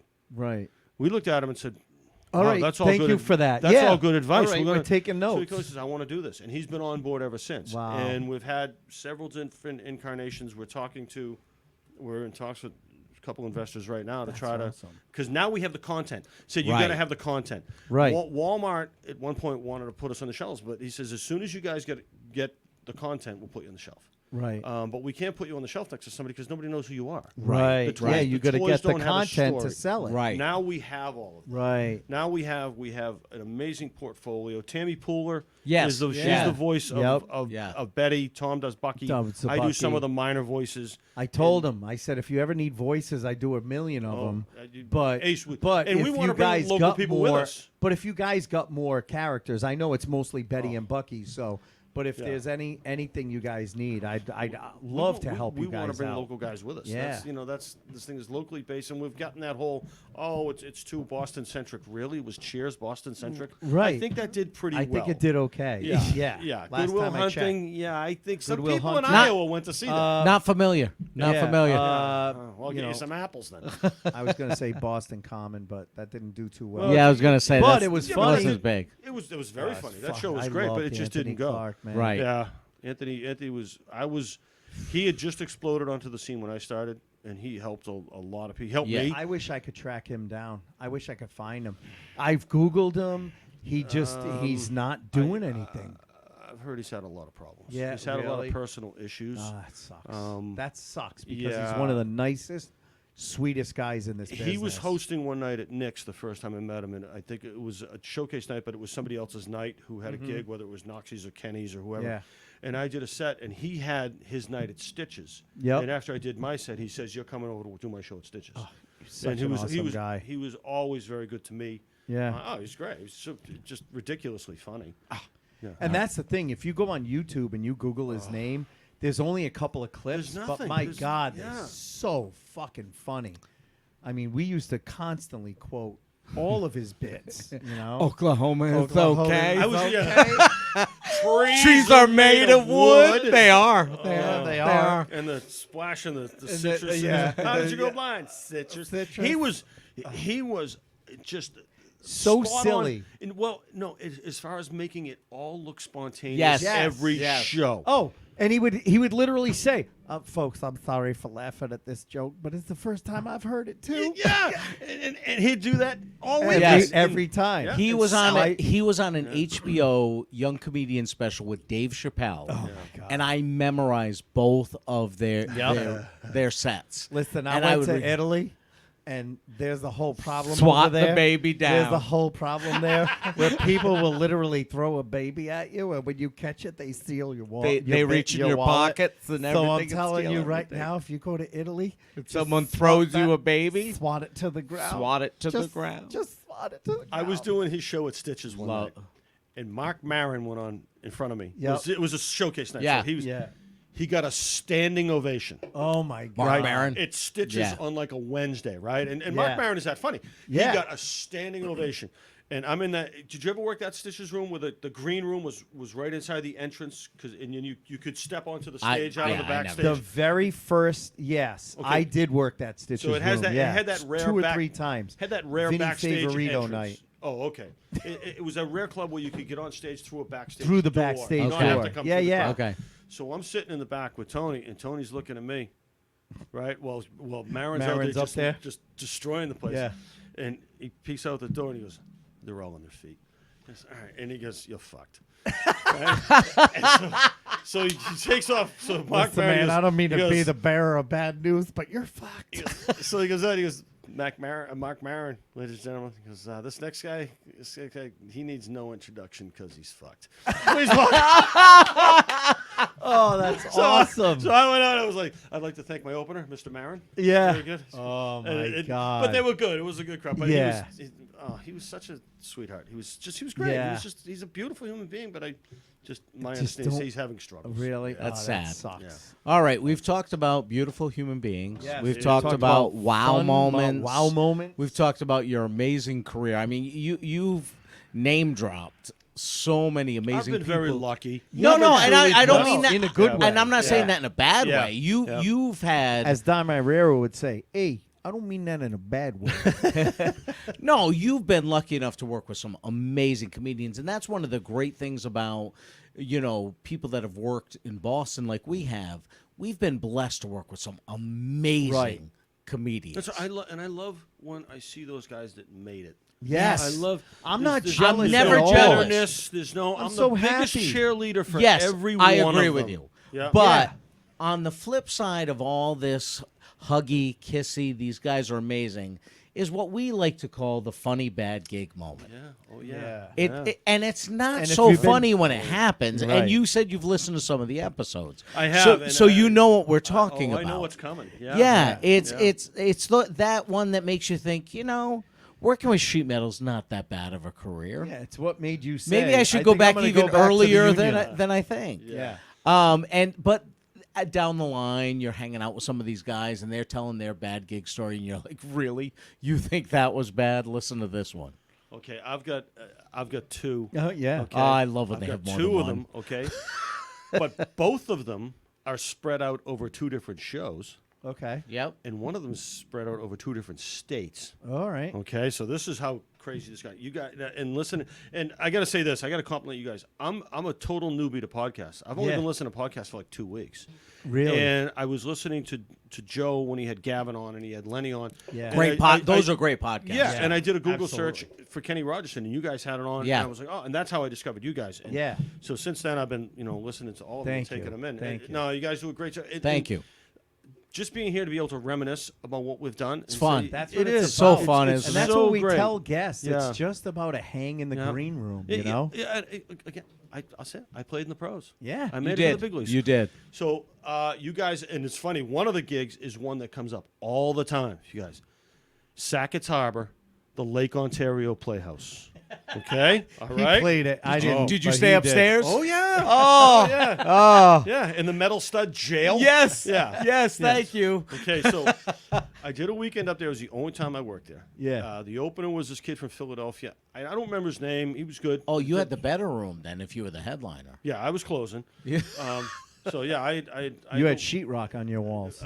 half the wall had All sheetrock. right, Half okay. of it. He could look over. and He see my didn't get any. legs. Yeah. It wasn't taped and finished, but Yeah. it had actual sheetrock. So two things happened that weekend. That the first night I did something I had never done, and the second night I used a word I have never used before and never used since. So I know we can Yeah. go with any language here. No. But you're going to say Whatever the C you're word? comfortable Oh, this with. is a The C bombshell. word? Whatever you're comfortable with. So Friday night, the opener goes up, and now you know the room. It's a Yes. good performance space. It's is great. beautiful. It's got a great. nice stage, that center entrance up the stage, And the It's crowds are usually very good. great. Yeah. Very Great. good. Just everything after the show sucks. So the opener goes up and has a good set. He's great. Yeah. He did a good job. Again, I don't know who he is. Doesn't matter. He had a good set.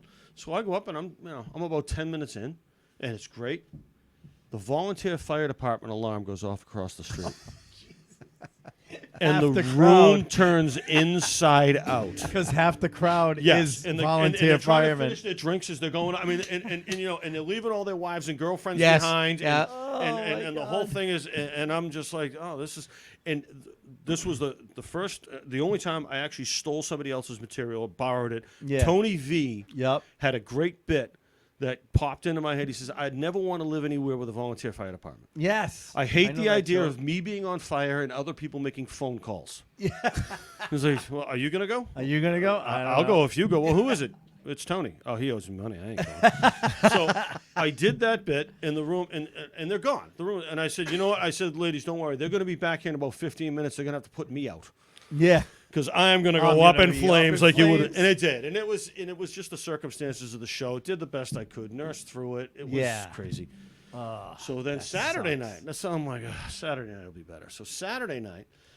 The place is packed except for this one front table. Right, if you're going up to the stage, right to the left of the stage, is a table that seats like. Am I boring you? No. All right, no, Oh man, Are we I really knew if doing I this? started yawning, he was gonna call me out. What is your bedtime?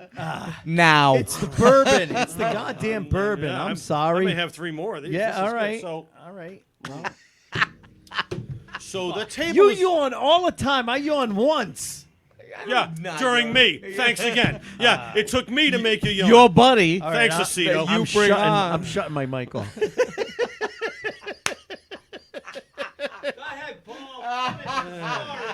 God. So there's this one table, they Yeah. had those round banquet tables. Yes, That would seat yeah. like 8 to 10 people, whatever. And all the tables are full. The room is bustling. It's Except ready to for go, that one. Except that table. And I'm like, well, what's going on with that? And the guy who ran it, Mike, his name was, he says, oh, there's a group coming in, but they're running late. I'm like, oh, what's going on? What are you doing? So the opener goes up, and about 10 minutes in, a bachelorette party comes in, which we all know is always the worst. Yeah, the worst. They're They come up- great at comedy. And Oh, yeah. they're eating the opener alive. Yep. They're disrupting the room. The room is getting aggravated. And I said to Mike, I said, the owner, I think his name's Mike. He said, you got to do something about this. Well, they're friends of my wife's, and I promised them the tail. And I was like, well, I got to deal with this. He goes, Right. well, you know what? Don't say anything to them. I said, don't say anything Don't to say them. anything. They're disrupting the show. I said, I gotta take this ball out of play. What about all the other people that paid for the fucking tickets? Because the owner yeah. and the wife work there. Yeah. And so he says, listen, I'm asking you, please don't say anything. I said, you're telling me to take a dive. Right. You're telling me to take a dive. I Yeah. said, within 10 minutes, you're going to have people walking out. Yep.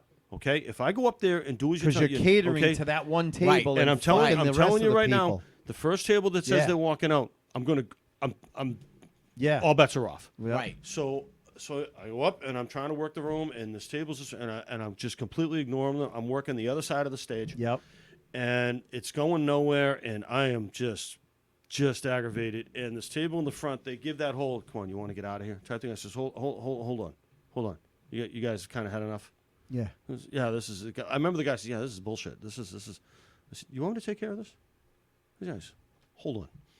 So I walked over. I looked at the table and I went, so which one of you cunts is getting married?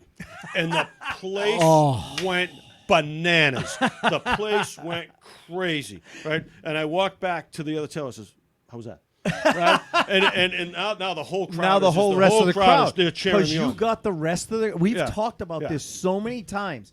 If you have a problem table or a problem person, ignore them, so that it aggravates the fuck out Yep. of the rest of the audience, so that all you need to do is say one line. Now, you chose that Yep. line. There's other lines that you could say. But you say that one line, and the rest of the crowd's like, yeah, it's about fucking time. Yeah. Shut up. Yeah. Now So- you've got everyone on your side. Now the owner's pissed at me. Yeah. Whatever. The crowd is loving me. Yeah. The table is miserable now. Of course. They're miserable now. Yeah, because they didn't So- realize they were disrupting the show. We just having fun. But it's my night. I'm a princess. we were just having fun. I'm a Exactly. princess. Yeah. You're a princess, all right. Yeah. So I do my set. It went well after that, Yeah. with the exception of the One table. Yeah, exactly. So I get off, and Mike is steaming, and he paid. It was a cash gig. Yeah. Yep. And I said, I want my money now. I'm leaving. And now that's like an 8-hour drive. Yes. Right. Yeah. Okay. Yeah. So I take my cash and I get in the car and I'm like, how am I going to do this?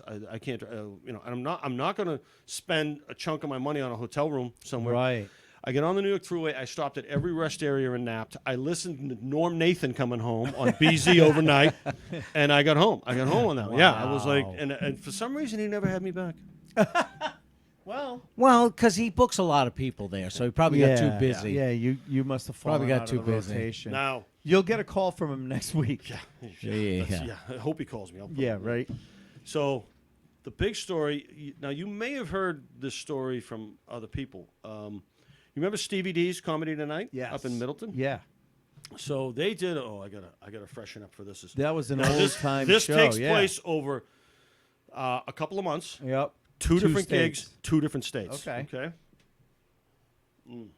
Feel free to. That is nice. Feel free. Yeah, that's what I need. Yeah. So, Speaking of rest areas on the way home. so after Stevie D retired and sold, they built this Okay. place that they called Adele's. and it was beautiful. They had a performance space on the left side, a big bar in the middle, and a restaurant on the right side. Yeah. And the performance space was professionally set up for bands, for comic. Yep. It was incredibly well done. I was there the first time they did comedy. It was I'm pretty sure it was Teddy Barrett was opening. I was in the middle. Tony V was closing. Yep. The way it was set up, the stage was a wide stage with entry points on the corners. Yep. And it was banquet tables. So you had people at the front row sitting with the back to the tables. Oh, Okay, yeah. you had front to Oh, the yeah. table, back to the table, and the lights were perfect for show. So you couldn't see anything. Yep. I could barely see past the first people in front of me. Yep. So the opener did great. Teddy did a good job. I go up. They're dynamite. I'm about maybe 10 minutes in, and the room gets this really weird vibe. Something, and I don't know Something happened and you don't know. And I have no idea what's Yeah. going on. And I see the manager coming up towards the stage, hustling to the stage right at me. And I remember I thought, oh my God, this is the first time they did comedy there. Yeah. What, did somebody leave their lights on? What is this guy doing coming to the stage? Right. So he comes up and he freezes in the stage lights.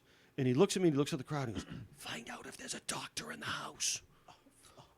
And I said, hey, folks, is there a doctor in the house? And it actually got kind of a laugh. And I Yeah. said, no, folks, I said, apparently Seriously, there's an medical issue. emergency, yeah. Is there a doctor? I said, how about a nurse, an EMT? And this guy said, I'm an EMT. I said, would you mind helping out? Something's going on. Now, I thought it was in the restaurant or the bar. Yeah. It was in the back of the room. So he runs off the stage, and I step back. I go, what am I going to do? And Tony V comes walking up, giving me the say, hey, Paul, call an intermission. Take a timeout. We got to stop the show. We got a problem. Oh, wow. And when I got to the edge of the stage, there was a guy 3 or 4 tables out who was on the floor.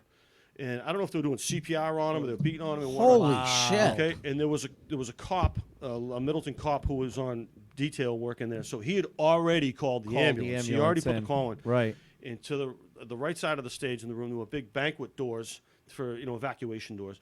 They threw those doors open. And so this guy's on it. So I get off the stage. I'm like, well, what the hell's it? Now the room is semi in chaos. Yeah. People are all spreading out. And so they come in and they're working them on the floor and everything, and they get them on the thing. And I forget if they hit him with the paddles. I don't remember but they were talking about it. We got to hit him. There were 3 EMTs. There were 2 guys, and there was a woman who was kind of small. They got him on the gurney. She jumped on him, and she was pumping his chest as they went out the side door. Wow. And the manager looks at me and says, as soon as you go out the door, the door's closed. He goes, okay, go finish the show. Okay? Can you do 10 more minutes before you bring the headliner Yeah, up? do 10 more. So I'm like, what the fuck? So I go Right. I walk back up on stage and I say, all right, folks, look, we're gonna take a few minutes, let the room get back together, and we'll pick the show up. And I get off. I'm like, what the hell am I gonna do? Right. And so everything comes together, and so I just put my head down and headed back to the stage. And as soon as I got to the stage, the whole room applauded. I got a big spontaneous, Yeah. which I needed because I was Yeah, because you needed that Yeah. little brief I was like, intermission, what? Right. And I said, folks, I want to thank you for that. And if anybody's interested, there are some really good seats open up front now. So that gets a laugh. So I'm. my and God. then I said, listen, folks. I said, listen, just obviously we had a problem here. I said the management wanted me to thank you guys for moving tables, doing whatever had to be done. I mean, Right. obviously not. And they especially wanted me to tell you guys, don't order the chicken. Okay. There's a. Fucking cook in the back was like, Well, then a heckler in the back, some guy yells out, "It's a killer show!" I said, "Look, pal, the last heckler left here in a fucking ambulance." All right, right. So I stumble through maybe 8 or 10 minutes and bring up Tony, and Tony was up and he kills. And I get out to the bar. I go out and I'm a wreck. And I go out and I said, "So what happened?" And the cop says, "That guy's dead." oh, He said, God. "That guy was dead on the floor." Wow. And I'm like, so it was all for show that they Okay. were doing everything. Yeah. right? Yeah, they were Yeah. doing what They could. knew that, yeah. So Wow. so so I go out. It was a Bill Downs gig. Okay. So Bill shows up to collect his money, and I'm sitting at the bar having a drink, and he's like, "Hey, how'd it go, big guy?" And I was like, "Oh, I killed." What? He goes, Literally. He goes, "Oh, it was good." I said, "I killed one guy." He goes, "Oh, it was a small crowd?" He goes, No. "No, it's sold out, but I killed a guy." Yeah. And then he's like, "What is he talking about?" And the manager goes, "Yeah, he killed a guy." So. Holy So, shit.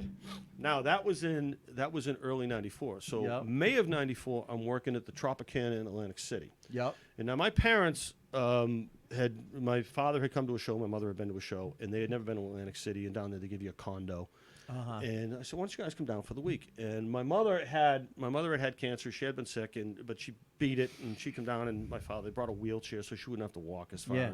She wanted to go to a show, and every night she was just too tired. Now my mother never believed in me doing comedy. Really? She was not a real job. She was afraid I wasn't going to finish my apprenticeship. Yep. That kind of thing. So I'm down there. My name is on the marquee under George Carlin's. I wasn't working with Carlin. He was in the big room. Right. I was there with Mary Ellen Hooper and I forget the ventriloquist. Damn. George Donato? No. George Donato would be great. I'll think of it. Yeah. So my mother was going to go to a show every night. And by the end of the day, she was too tired. She had an outfit. She was going to go. So Saturday night, I would go back to the room between shows and change shirts because of the smoking. in the room, Right. you know, Oh, and yeah. So I get up there, and my parents were watching TV. My mother was sitting on this love seat that was there.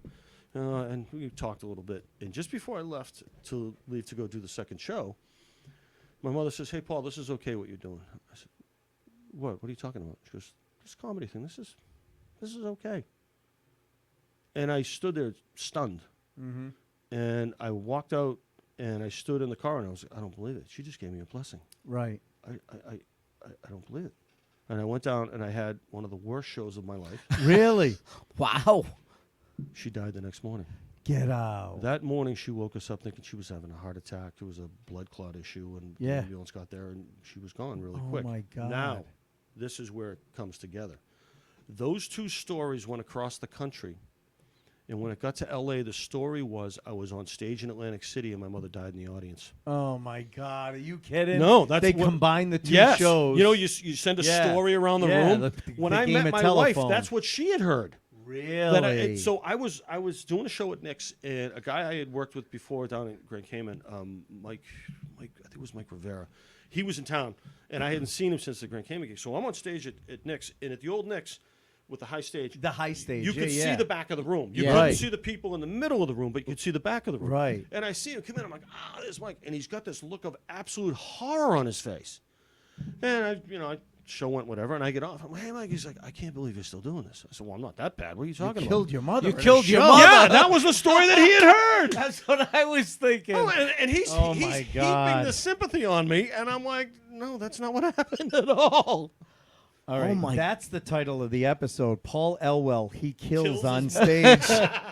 Or he killed his mother. No. No, we can't do no, that. no. Holy shit. Yeah. Wow. Talk about a game of telephone that went bad. That went really bad.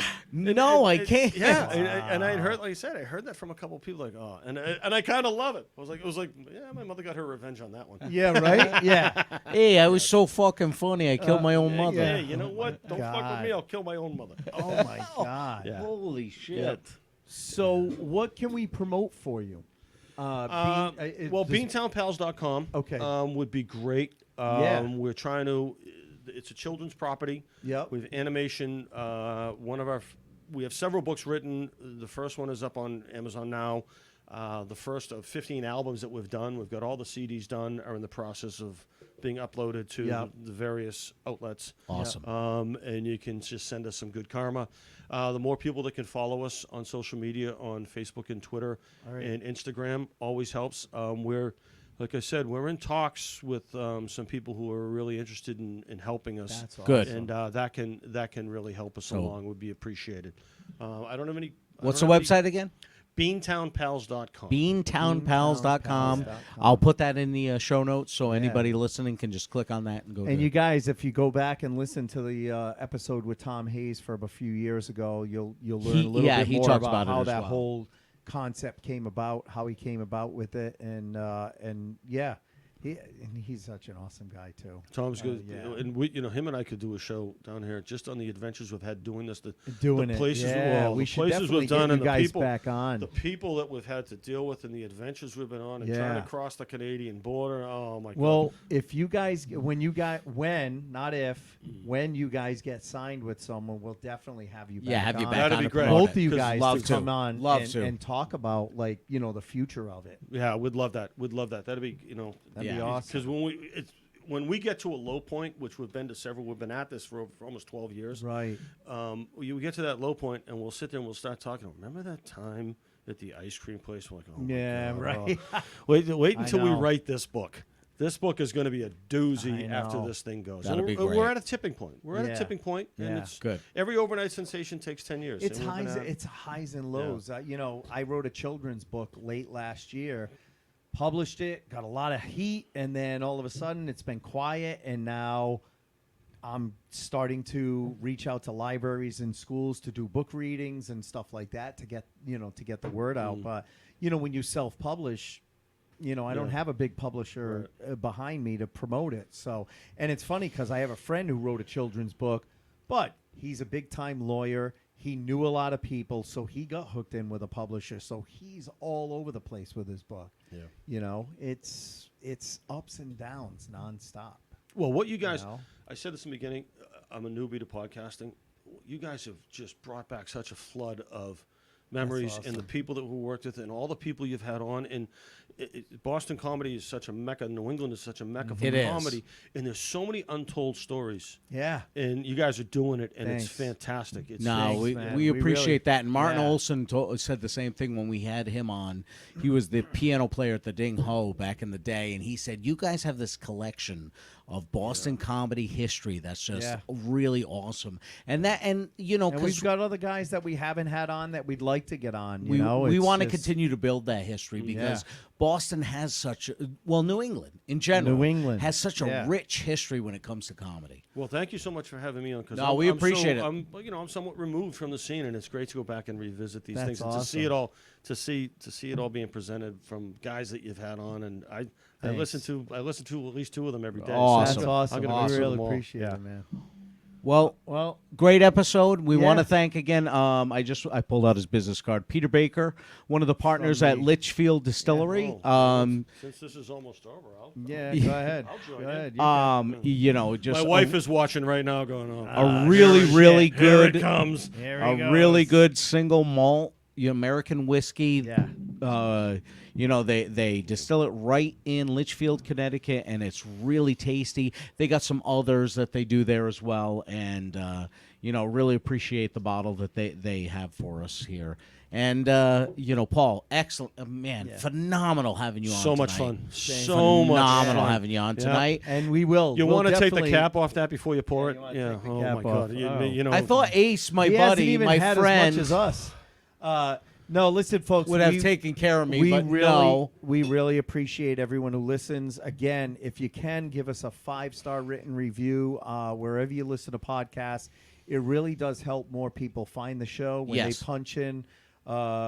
Punch in. I sound like a fucking 1977 IBM computer. data processor.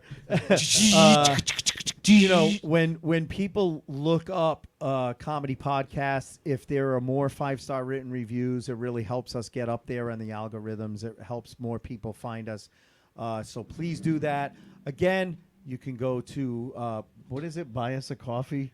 If you go to the show notes, there's a Yeah. link to buy me a coffee. Buy me a coffee. But we're not which- going to lie to you. We're not buying coffee. we We're ain't buying coffee. bourbon. We're buying bourbon. This with is good coffee. Isn't it? This isn't Isn't this delicious Great coffee? coffee. Great coffee. But I buy feel me a like coffee Will Ferrell or in, we got some great merch. The link is there for that too at TeePublic. Just click on our link. We Yeah. got coffee mugs. We got T-shirts. We got all kinds of cool stuff. We also we had a 1 hour and 15-minute meeting with our buddies from the Mixtape podcast. So Check Great those podcast. guys. go That's a out great and check podcast. them out. They're so awesome. Oh my God! Their We're episode working- this week is Misheard Lyrics. If you guys, anybody that is older than 30, remembers 80s music, 90s Yeah. music, we all sang Misheard Lyrics. Yep. And they have a great episode this week. But in And- general, their podcast is fantastic. Awesome podcast, and we're working on some. We're going to get them back on. We're going to do another crossover episode Yes. with them. We had so much fun with them. We've just instantly bonded with them. They want us to come out to Ohio and do do a show, and of course, we're going to tie in a paranormal stint to it. So we may be doing a show at a haunted I'm location. busy that night.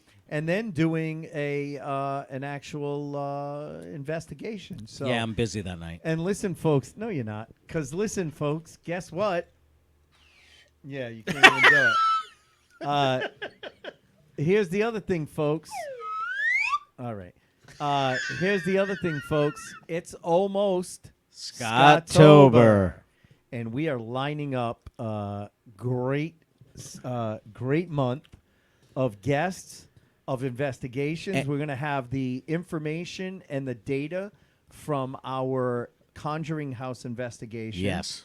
We're going to have some data. I went down to the Payne House a couple of weeks ago on an off night, and Cody. literally within 5 minutes of me walking in, Ken DaCosta was running out going, I got to find some headphones because I think we just caught an EVP. Crazy. Right down the street from my house, there's a haunted location, and they do investigations. And there. if We've you're a been on fan, 'em. if you're a fan of Scottober, of course, our friends Cody and Satori. Cody and Satori will be We'll on. be back with some of their We- haunted shit that they bring in. I guarantee you, they'll have a fucking doll with them again this year. Of course they will, because they love bringing Ah, I dolls. hate those dolls. And we had a discussion with our buddy Jason from Ghost Hunters, Who you may have heard of. Satori's dad.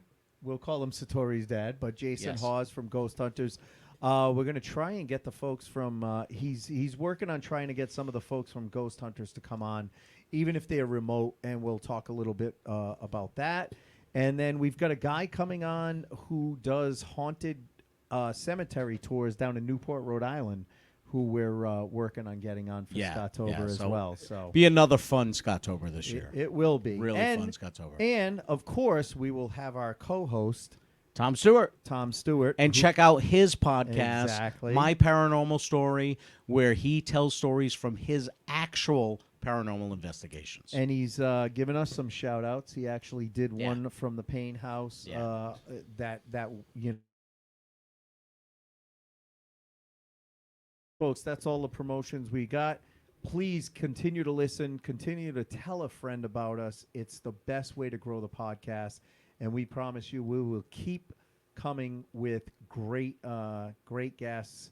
We've got some amazing guests coming up over the next few months. And we'll leave it at that for and now. we'll leave it at that. But listen, folks, thank you so much for tuning in. And other than that, we will talk to you Next week.